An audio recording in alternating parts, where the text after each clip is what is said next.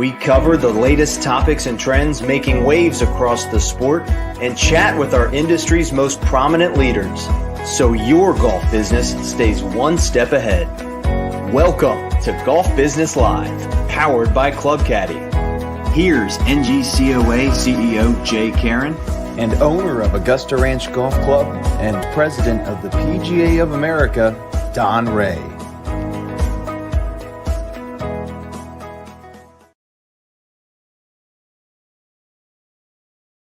Good afternoon, good morning, good evening, wherever you are. Welcome to the February 2025 episode of Golf Business Live, coming to you live since the spring of 2020. Gosh, Don, we've got a 5-year anniversary coming up. I think it calls for a trip somewhere. I don't know.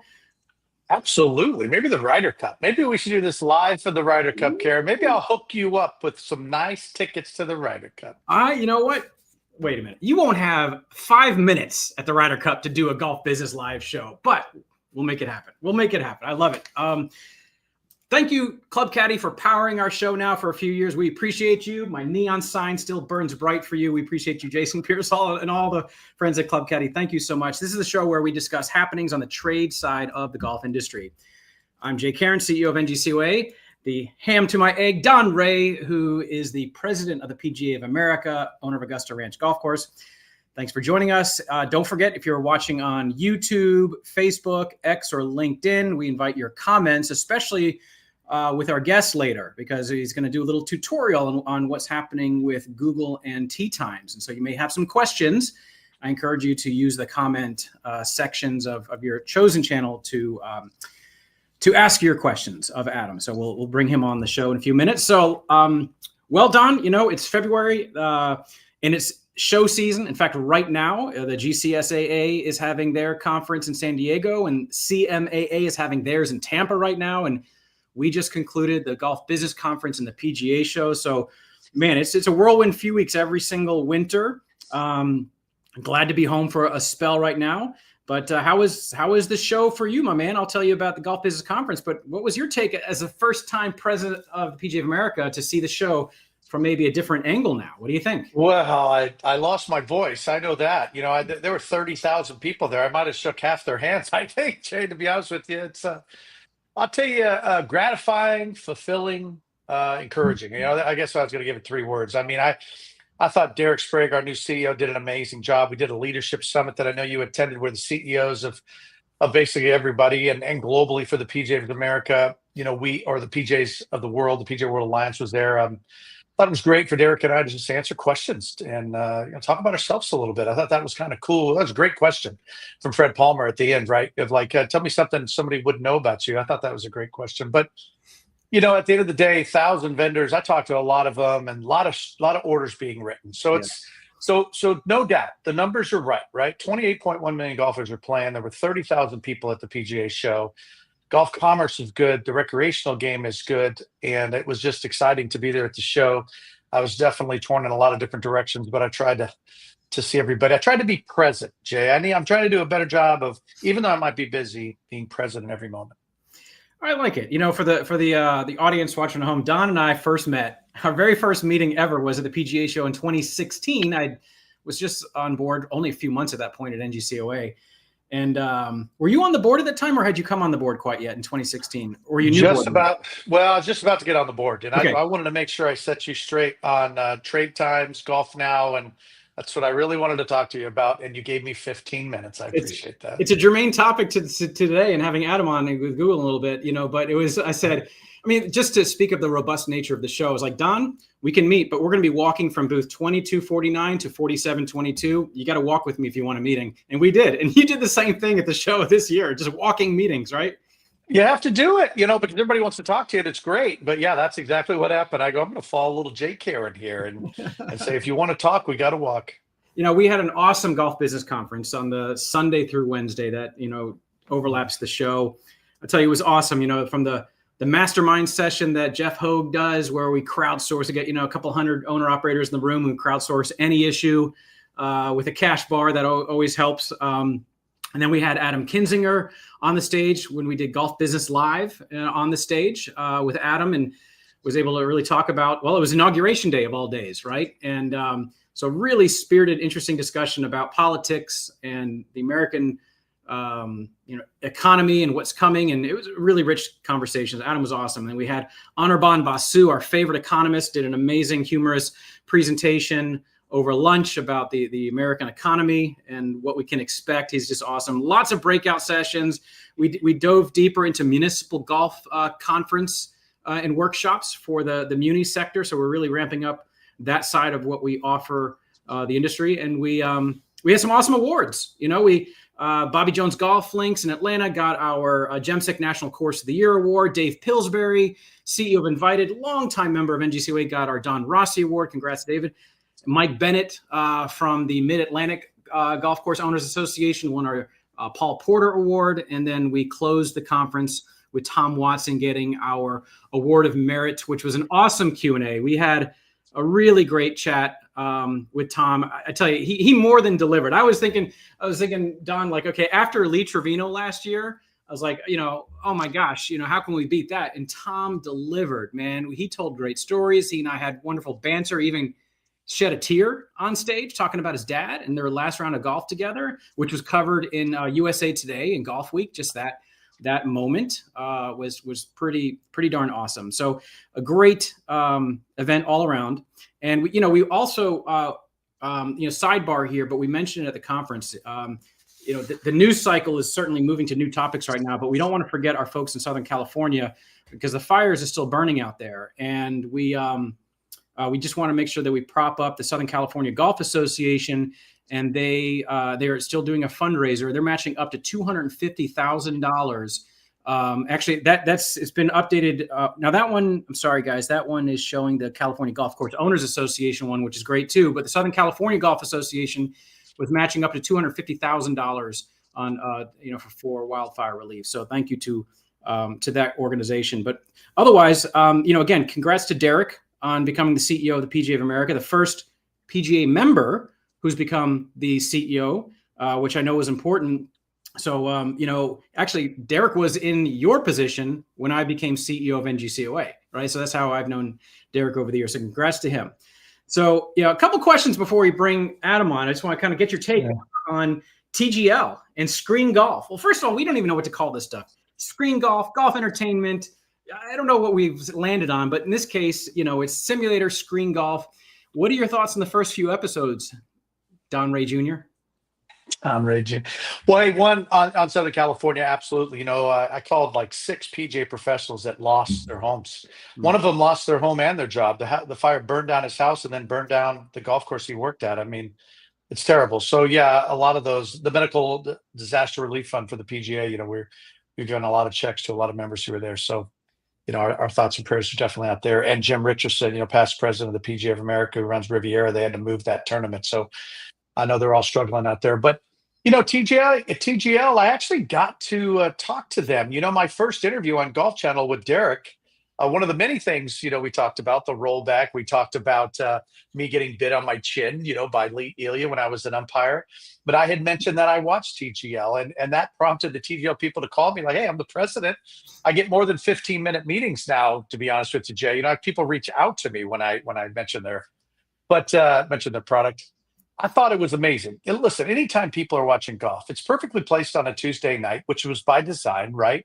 It's beating NCAA basketball. It's beating NBA basketball sometimes.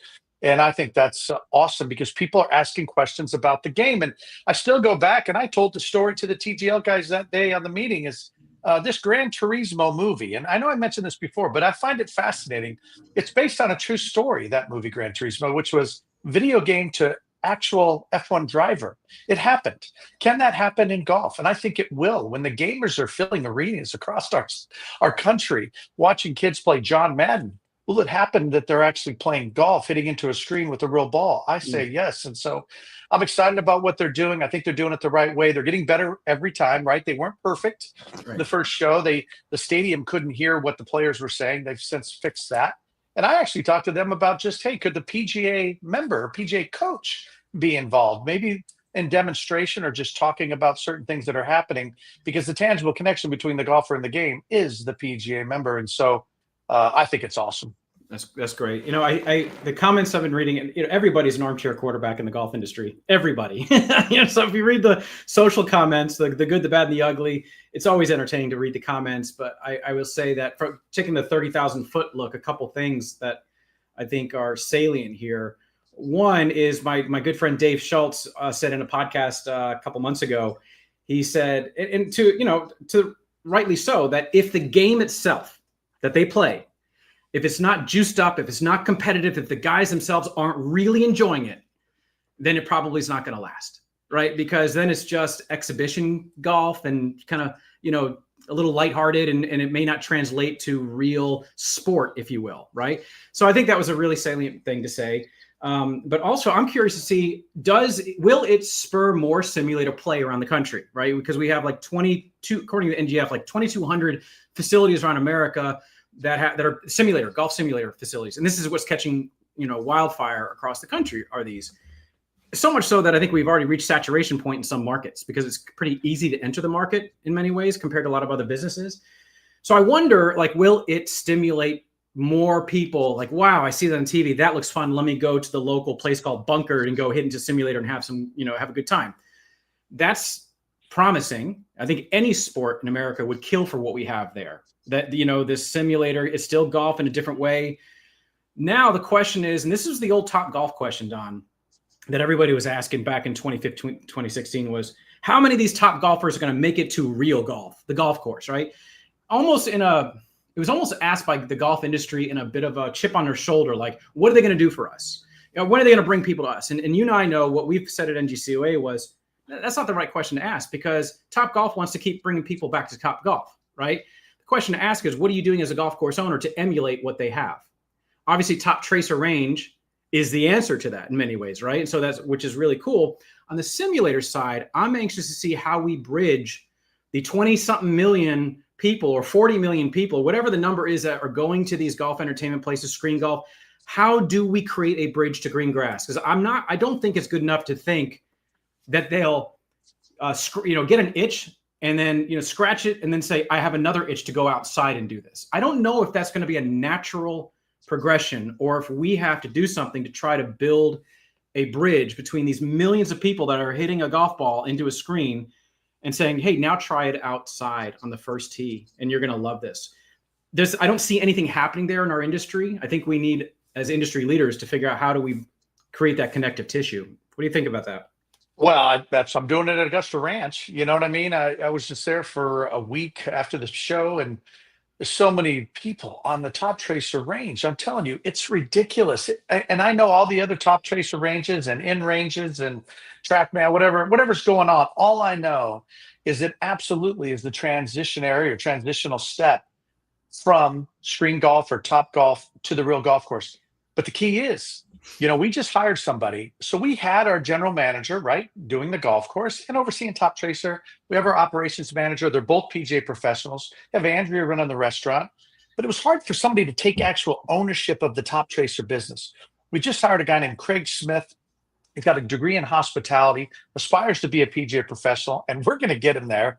But he is going to make sure that when people are there, you can't just put people on a Top Tracer range, Jay, and then expect that they're going to want to learn to love the real game of golf. But if you're there like a tour guide and you're there explaining a couple things, and then you say, hey, why don't we go over to the putting green and let's do a putting contest? Right. Did you know that that's real grass? It's amazing. The amount of non-golfers who can't believe that is real grass on a putting green. They've never seen it a tenth of an inch, Jay. They just have never seen grass that way. So that is the key. It is people and PGA professionals, LPGA professionals, ushering people from the Top Tracer range to the putting green to the first tee for a driving contest with real distance. You know what I mean? Top Tracer, you can see it on the screen, which is great. It's like screen golf and real golf at the same time. But now let's go walk to your ball to see how far you really hit it. So Don, you've got, what you have there at Augusta Ranch is the benefit of proximity, right? You can, because if you're outside and you can smell the grass and you can see it, you're hitting on Top Tracer, it's definitely, and you can say, oh, wow, that's the first tee over there. Then the bridge is there. You've got the connective tissue. I'm thinking as an industry, when most of these simulator joints are in retail centers, 2 miles from the nearest golf course, what are we doing to try to build, connective tissue there. We're not going to answer it today, but I think it's a big question. If we don't try, then I think one or two things will happen. One is they'll have their entire golf experience, their entire lives will be in simulators, and they won't leave. That's because they enjoy it. That's all they know. This is good enough.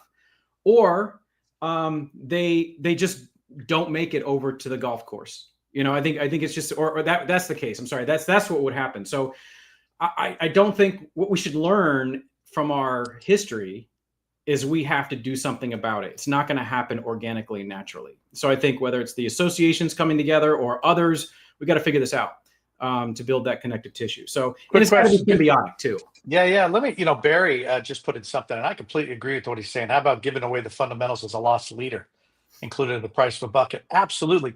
I just spoke at the University of Colorado Springs yesterday or the day before, 65 students, and we told them this, like, it's okay to walk up and down the range and not try to sell people lessons. Don't sell anybody a lesson. Build a relationship. Just say, hey, what are you working on? A PGA professional can look at your swing and go, hey, what are you trying to do? What happens in golf is we give people what they want instead of what they need. Yeah, I can never see going to a doctor and asking the doctor, and the doctor saying to me, so Don, what's wrong with you? What do you want to fix? What?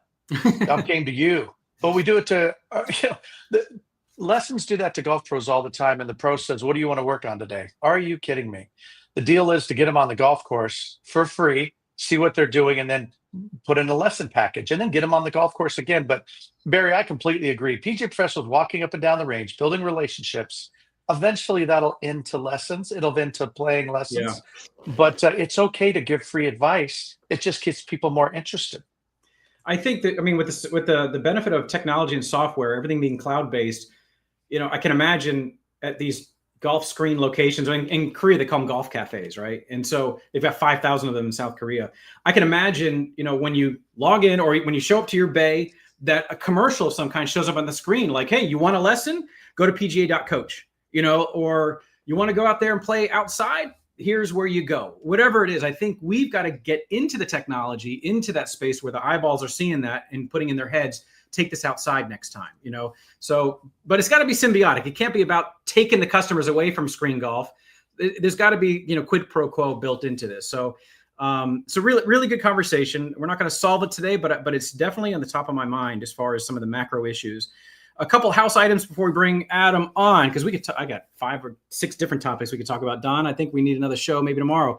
All right, NGCOA member, heads up on a couple of things. We just released 2 white papers into the space. The Modern Guide to Golf Marketing, a white paper detailing the most important aspects of successful marketing and positioning your facility in a place of strength to become a leader in your region. Thank you to Robbie Wooten from Impact Golf Marketing for publishing this and writing this with us. And then we also have Harvey Silverman's new white paper, Cyber Risk and Data Protection, Shield Your Golf Business from Greens to Screens. Cyber security, man. There are big golf companies, golf course owner and operator companies that are getting sued, because of data breaches to the customer database of the golfers and so forth. We have to do something about this. Thank you to Harvey and Robbie.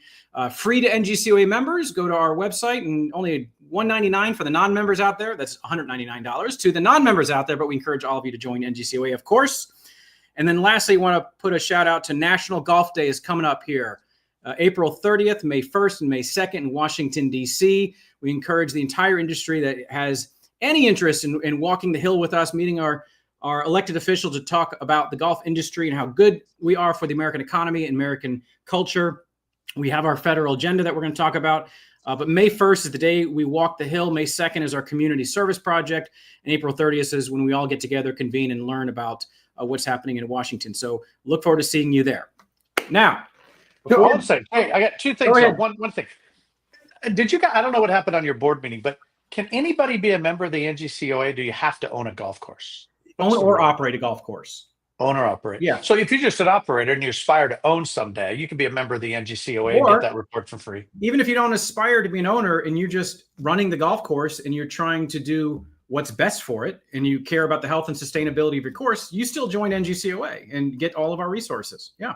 Yeah, that's awesome. Absolutely. Yeah, smoking deal. Love it. And National Golf Day, right? Anybody can attend. If they go to that link, yeah, We welcome That's anybody. awesome. Why wouldn't you go?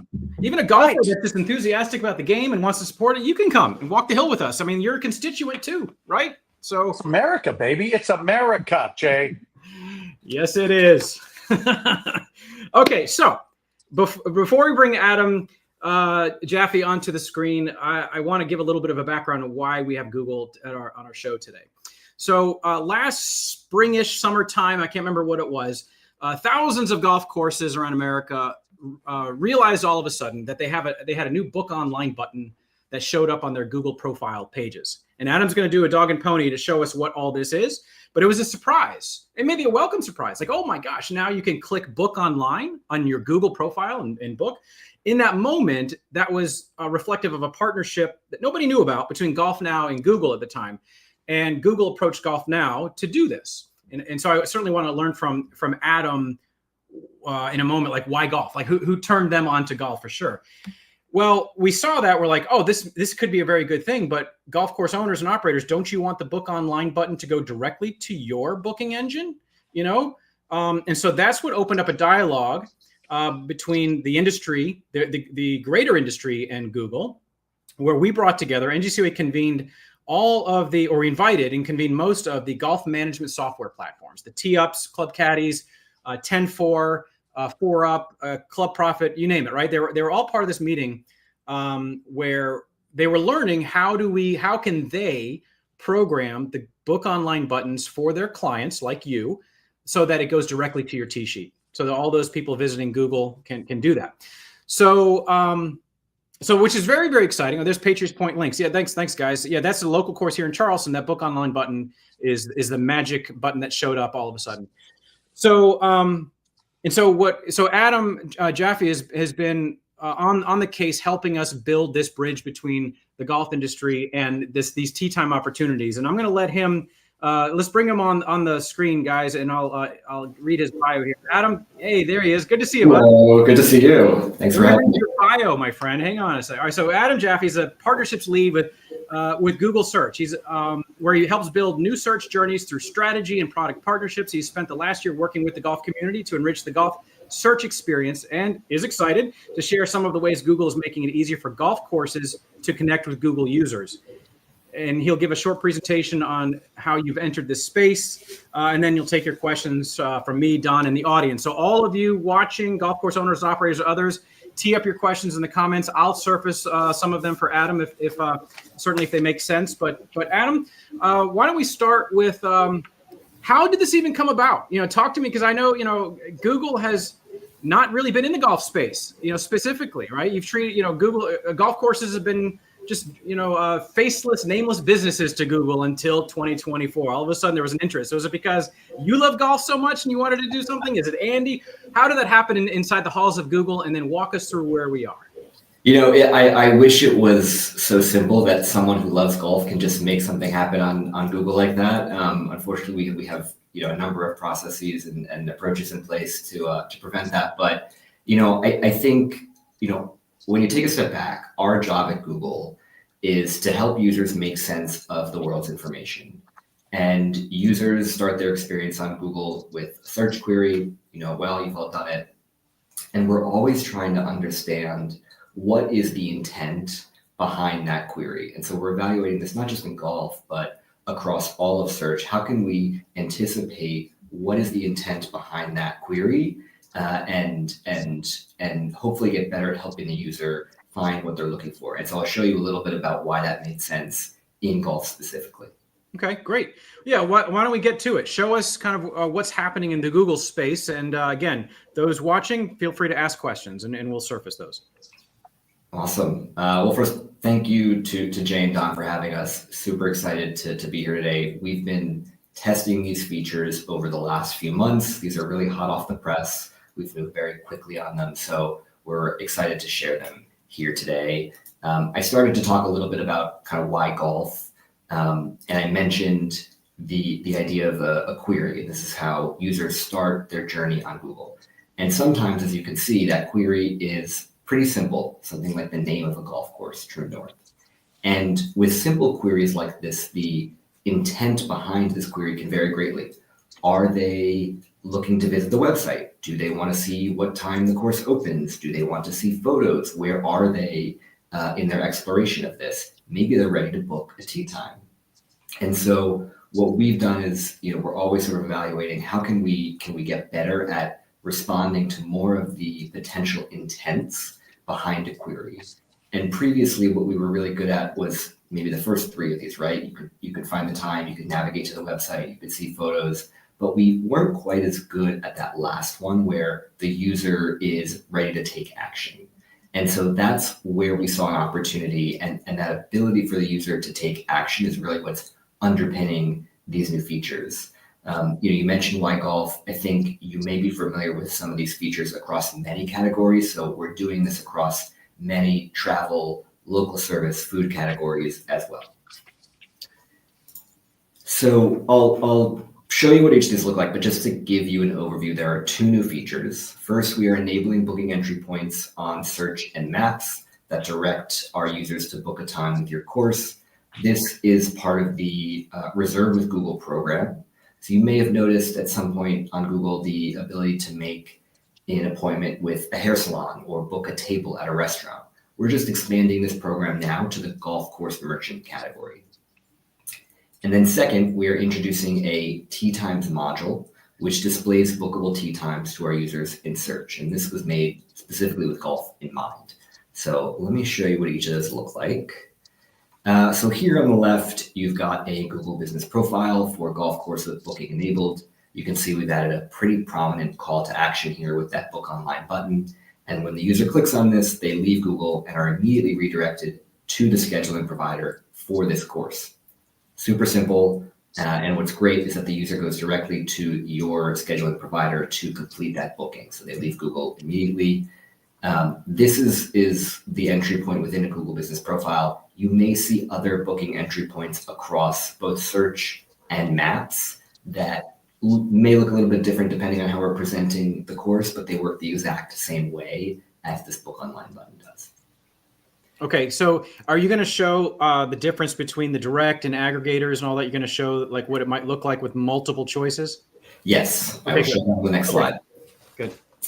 So the second thing that we're really excited about is we are showing now available tee times to users. So for scheduling providers that can provide tee times, the tee times will appear in a distinct module. That's what's shown here. And this module will vary in position in search results depending on the relevancy to the user. The user can also call up this module by clicking the tee times chip, which will appear in a Google Business Profile where this is enabled. You can see that in that top row there, that's added there. And then you can see a few things here. So first, the user has the ability to change the date and to also change the number of players. We know both of these variables impact the available times that you want to show. And then when a user clicks on the tee time that they like, it works just like how you saw before. They immediately leave Google, they're redirected onto the scheduling platform, except that they're redirected to a page that is ready to book for that specific time. So it removes even more of that friction for the user. Jay, to your point, in that second mock, you can also see what happens when a course has multiple scheduling providers.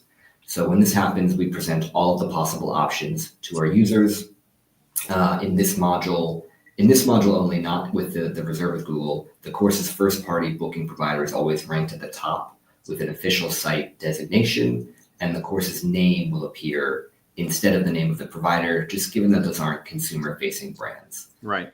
So here you can see kind of what that looks like. We call this a choice point interstitial. So there's a moment where we ask the user to make a choice, and then they're redirected. Okay, choice point interstitial. Okay, I know Don's got a question there too. Let me ask you this.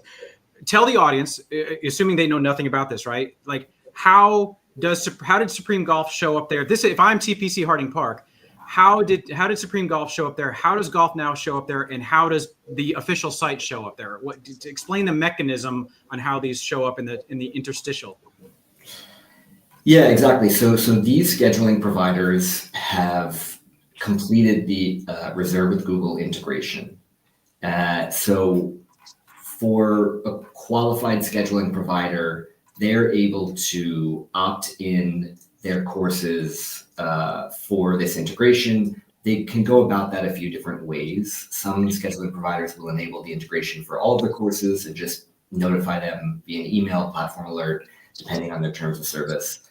Others may be more proactive and explicit in getting explicit opt-in for this specific integration. So it just depends on how they want to approach it. And then they're sharing that information with us and saying, enable the book online button for this course. Okay, so in this case, like in Golf Now, Supreme Golf, because let's say, I'm going to use this example, TPC Harding Park. If they have a commercial relationship with Golf Now, Supreme Golf, then there's an implied permission. And Golf Now, what they did is what started all this, basically. They programmed this for all their clients, and it showed up, right? Supreme Golf did the same thing because you only work with an aggregator. You don't work directly with the golf course, right? And so is that correct? Well, so we, to do this integration, you must be a qualified scheduling provider. That can be an aggregator. That can also be a booking provider. That can also be a GMS.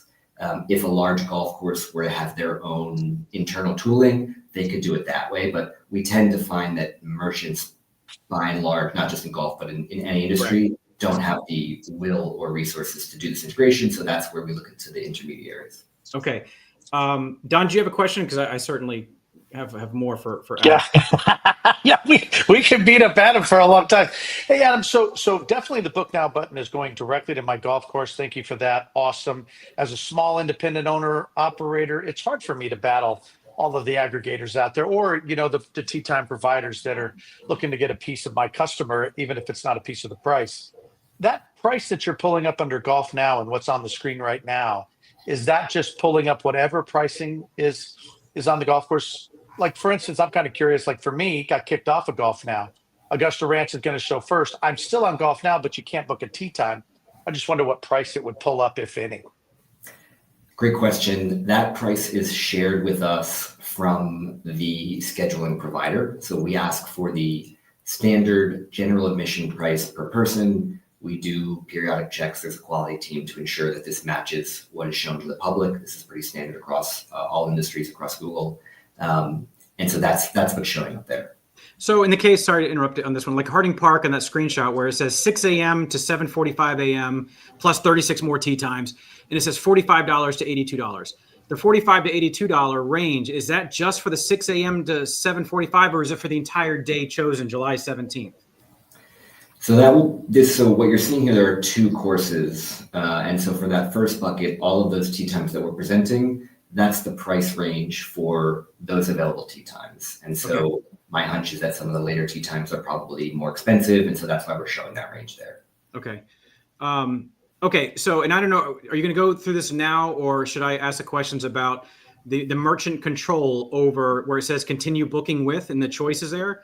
Do you want to talk about how the merchant maintains full control over who shows up there? Yes, I think you lead me to my next slide, which is really what I want to convey here, which is, we've built this so that golf courses are always in control. It's really important to us that golf courses are always in control. So any scheduling provider that you work with can enable this integration for you, whether that's a GMS, a booking provider, a marketplace, but that scheduling provider must have an active relationship with you. So only providers you're already working with are going to enable this for you. And here's what's most important.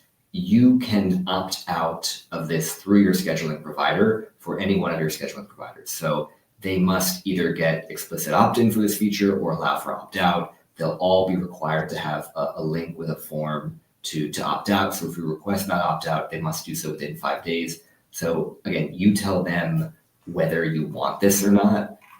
You cannot do that directly on Google, really just kind of for technical reasons. The scheduling provider is the one that builds the integration. They're in control of which courses they enable and which we don't.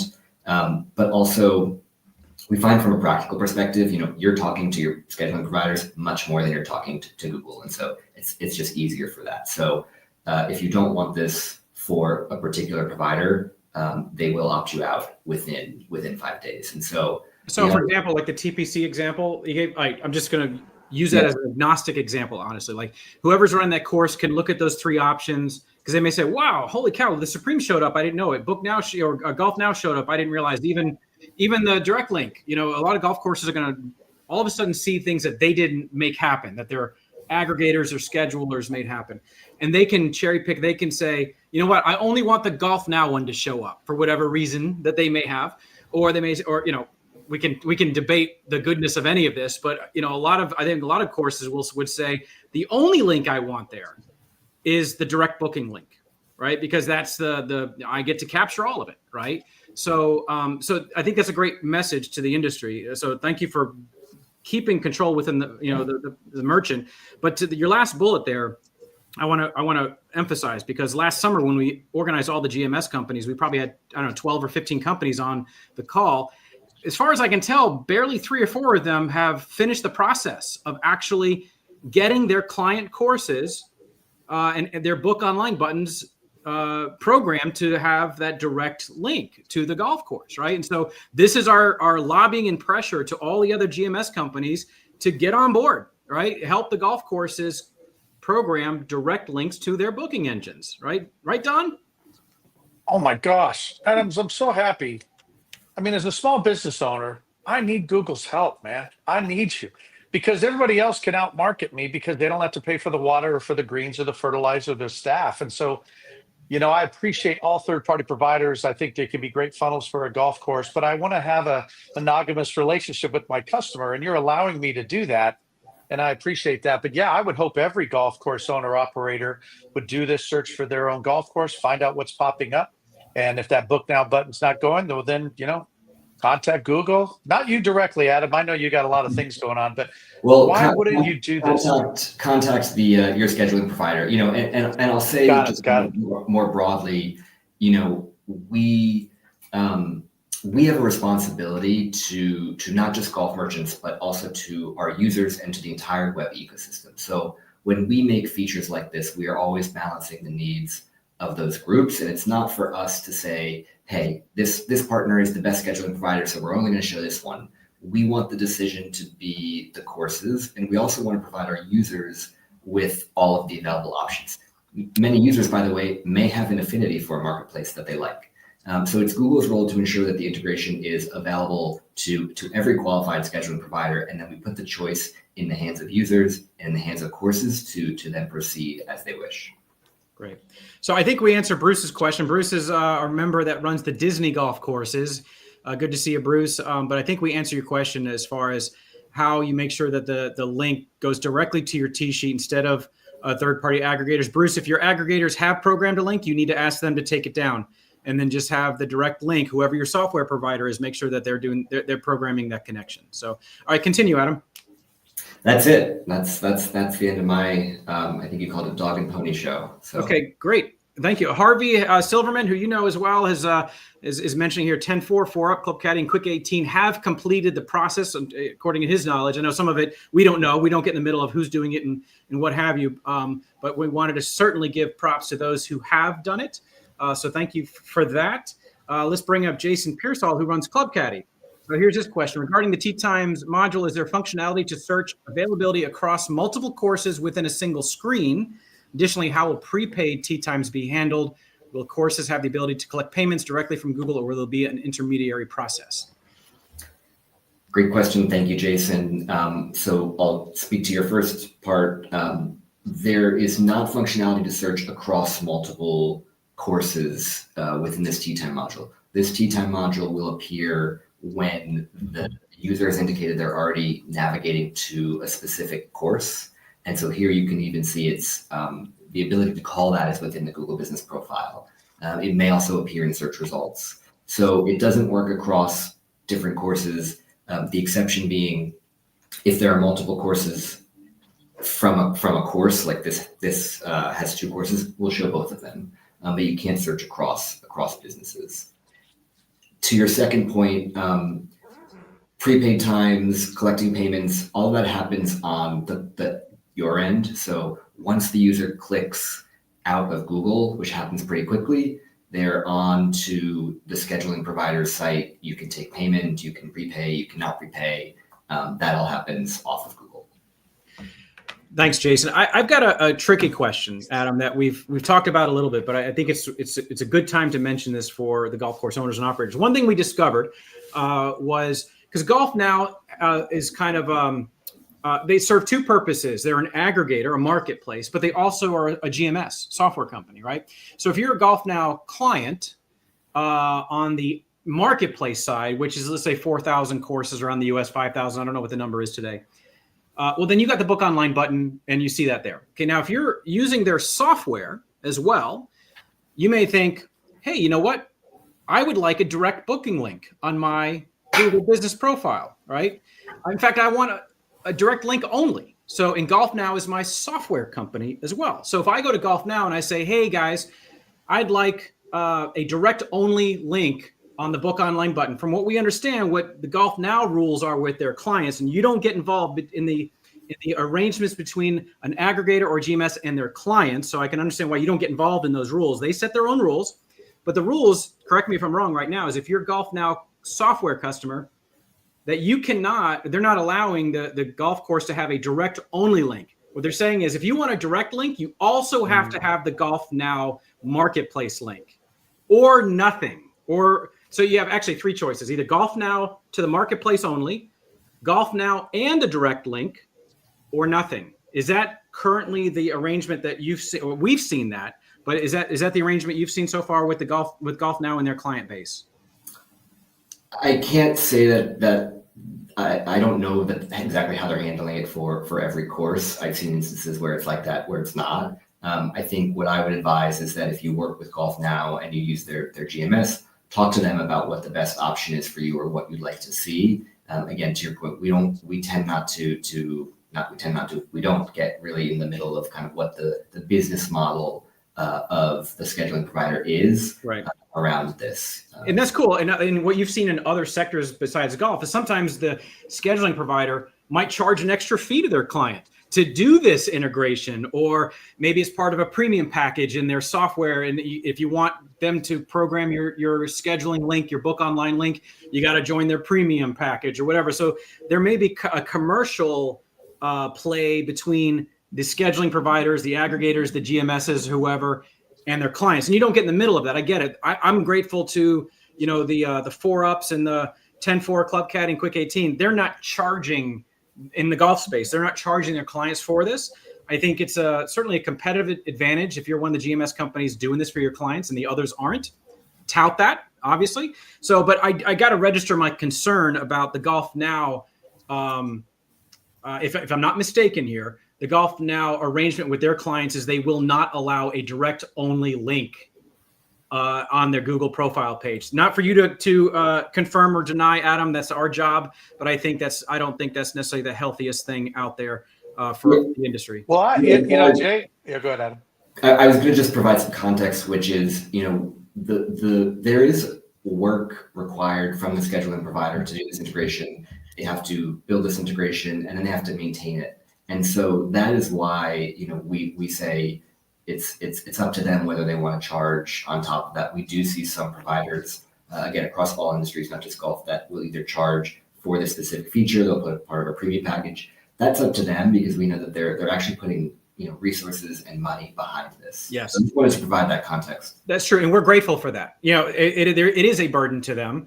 But I think most of our players in our industry see the goodness of this, right? And that's they want to help. They want to be there and do this for the clients. So yeah, no, that's a great point. Don? Well, I'm pretty sure somebody from Golf Now is watching our podcast right now. I know they are. So I'd love for them to answer, your question because, we just want to give the facts here, right, Jay? I mean, I don't know how Golf Now is handling these different things, but we certainly want to give them a chance to post right now.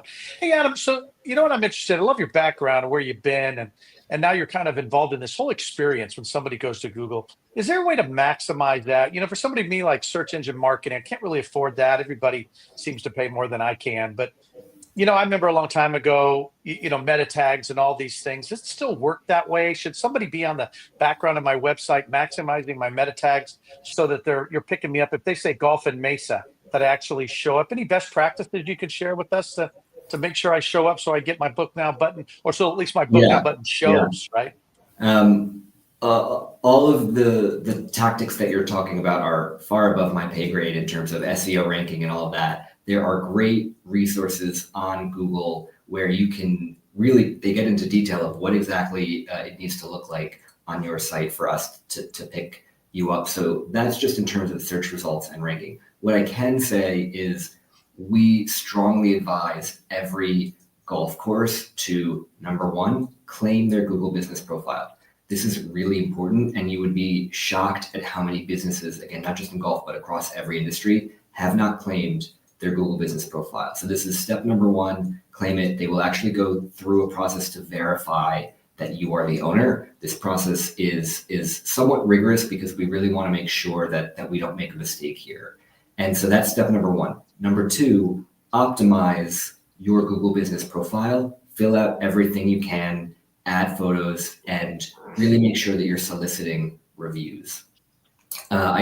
There's a support page that will probably go into more detail than I can here. But what I would say, more broadly, is the more information that Google knows about your course, the more helpful that is when a user is searching for something specific. So let's say they're searching for, a golf course with a driving range. If we know you have a driving range, that helps us be confident in surfacing your results. So we always say the more that you can tell us, the more that helps us, because we know certain things about your course. And what we really want to do is make sure that if someone comes to us with a query, we're putting the best possible options in front of them. Mm-hmm.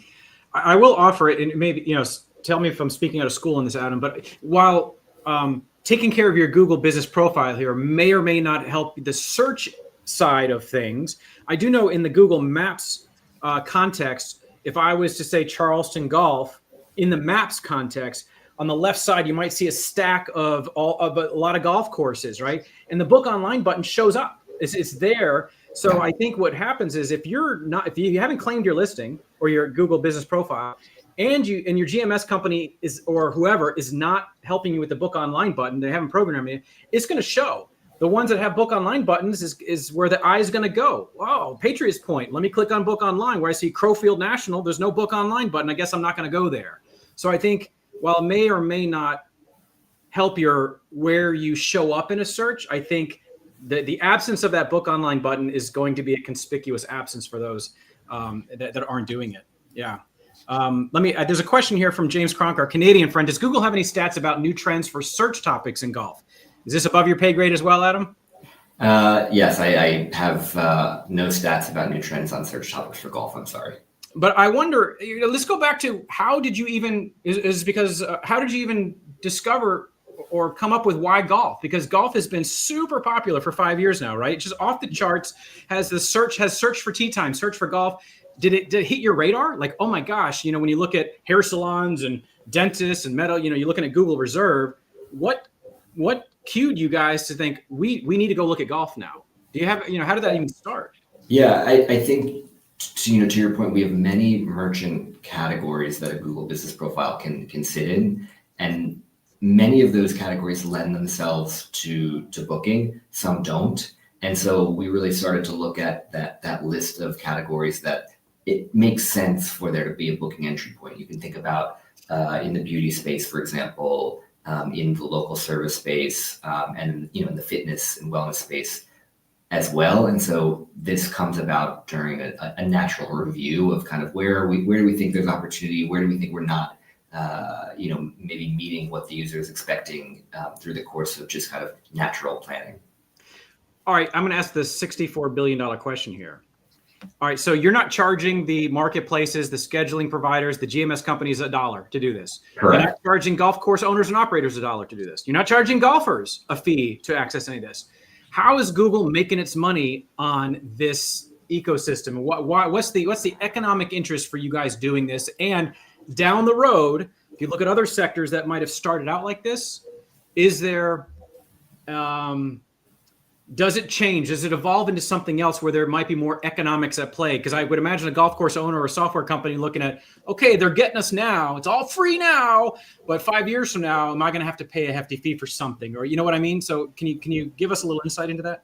Yeah, it's a great point, and it's one that I probably should have mentioned up top, which is there is no charge from Google for this, and so that's a really important point that I want to stress. I know we talked a little bit about the scheduling provider may charge or monetize this in some way. They're putting up resources, not that it doesn't, require resources as well.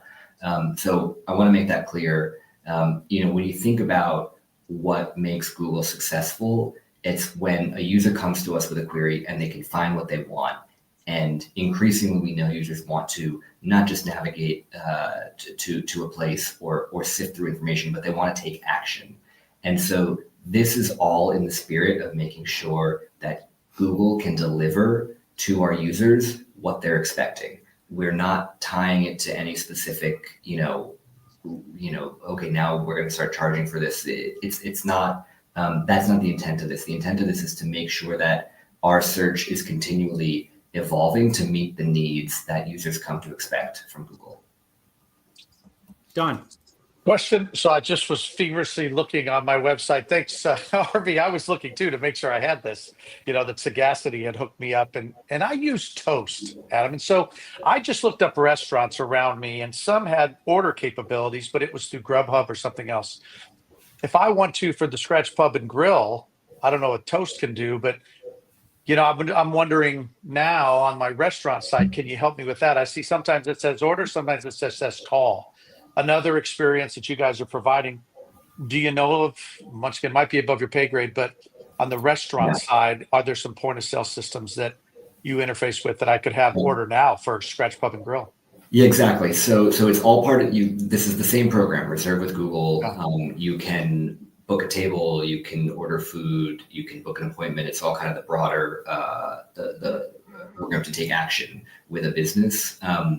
So what this would require is that you have a separate Google business profile for that restaurant. And if you have that, then this can be enabled for your restaurant. Check with your scheduling provider to see if they do this integration.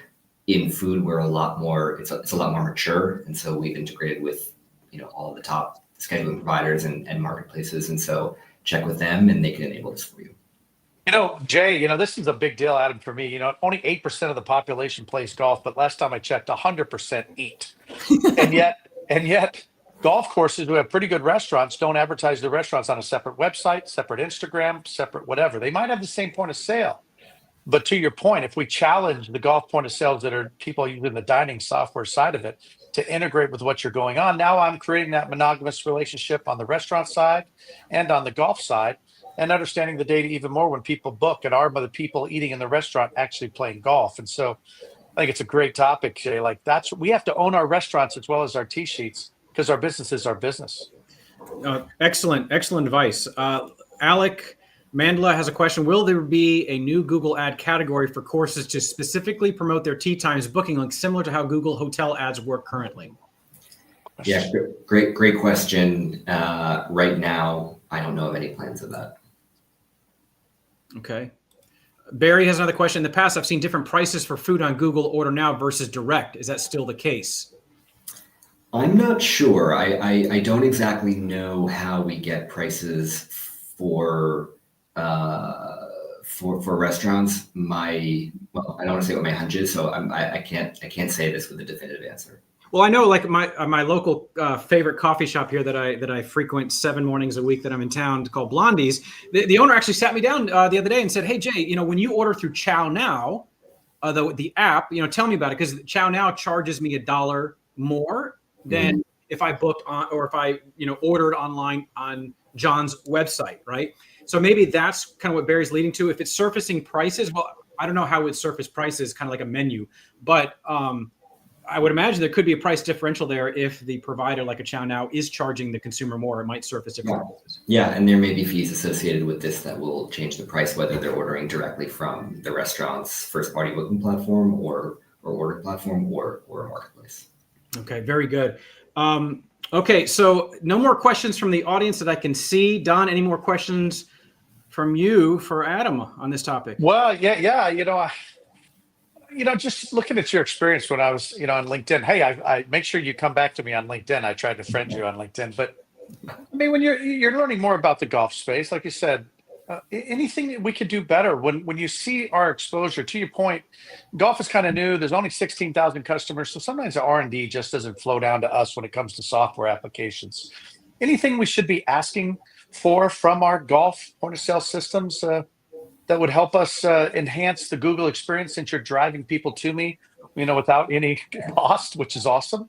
What do you think? Yeah, I would say broadly, we feel so welcomed by the golf community, and we, immediately when we started to test this, we could see the enthusiasm coming from all parts of the ecosystem, which just made us a lot more excited. I'm the chief executive enthusiast, by the way.